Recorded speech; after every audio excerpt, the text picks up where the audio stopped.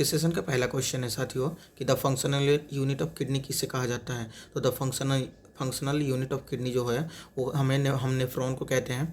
Pair patches found in, यानी कि pair patches कहाँ पे पाया जाता है साथियों। तो पेयर पैचेज जो होता है वो स्मॉल इंटेस्टाइन में पाया जाता है। अगला क्वेश्चन है diaphragm is supplied by which nerve, यानी कि डायाफ्राम को कौन सा नर्व जो होता है वो सप्लाई करता है साथियों। तो डायाफ्राम को जो है वो फ्रेनिक नर्व क्या होता है सप्लाई करता है, नर्व की सप्लाई। उसके बाद है अगला question GFR is increased by, मतलब GFR किसके द्वारा इंक्रीज होता है। यहाँ पे कुछ हार्मोन के नाम दिए गए हैं लाइक ANP, वेसोप्रेसिन, हिस्टामिन और इंडोथीलियम। तो जो हमारा करेक्ट आंसर है वो ANP है करेक्ट आंसर साथियों। ANP जो है वो हमारा हार्ट के वॉल से रिलीज होता है। अगला क्वेश्चन है बेस्ट मेजर फॉर GFR, यानी कि GFR का एस्टिमेशन हम किस तरीके से कर सकते हैं। तो हमारे पास ऑप्शन है serum creatinine, urine output, burn और पन। तो जो हमारा करेक्ट आंसर साथियों जाता है वो जाता है सीरम क्रिएटिनिन, यानी कि सीरम क्रिएटिनिन की मदद से हम क्या करते हैं बच्चों, GFR रेट की जानकारी प्राप्त करते हैं। अगला क्वेश्चन है 6 नंबर क्वेश्चन,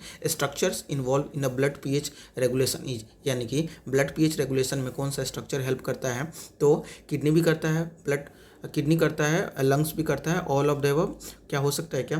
तो 6 जो हमारा क्वेश्चन है उसका आंसर है ऑल ऑफ द एबव। अगला क्वेश्चन है 7 number, the normal specific gravity of urine is, बहुत ही ज़्यादा इंपॉर्टेंट क्वेश्चन, आपके वाइवा में पूछे जा सकते हैं, आपके कॉम्पिटिटिव एग्जाम में बहुत टाइम पूछा गया है, आपसे कोई पूछ भी सकता है, आपके कॉलेज के टीचर्स, बाहर के लोग, कि स्पेसिफिक ग्रेविटी ऑफ यूरिन क्या होता है। तो साथियों यहाँ पे हमारे ऑप्शन जो है करेक्ट आंसर जाता है 1.010 से लेके 1.030 क्या होता है स्पेसिफिक ग्रेविटी ऑफ यूरिन होता है। उसके बाद है normal range of pH of urine, यानी कि जो हमारा पीएच ऑफ यूरिन है, पीएच कितनी क्षारीय है, कितनी बेस है, कितनी अल्कली है, इसके बारे में हमें बताता है।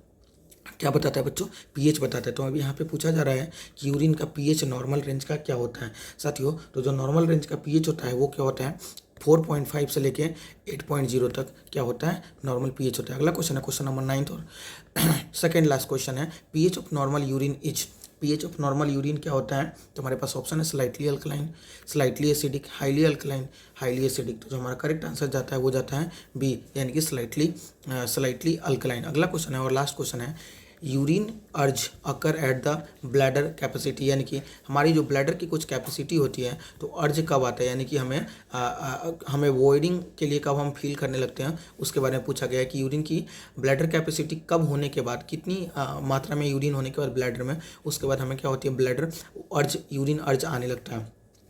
अपने पास ऑप्शन है 50 ml, 150 ml, 250 ml और 400 ml। तो जो हमारा करेक्ट आंसर साथियों जाता है वो क्या जाता है 150 ml, यानी कि हमारा बी ऑप्शन जाता है। साथियों वीडियो कैसा लगा हो, वीडियो अच्छा लगा हो तो अपने साथियों के साथ जरूर शेयर करें। बहुत बहुत धन्यवाद आपको वीडियो देखने के लिए।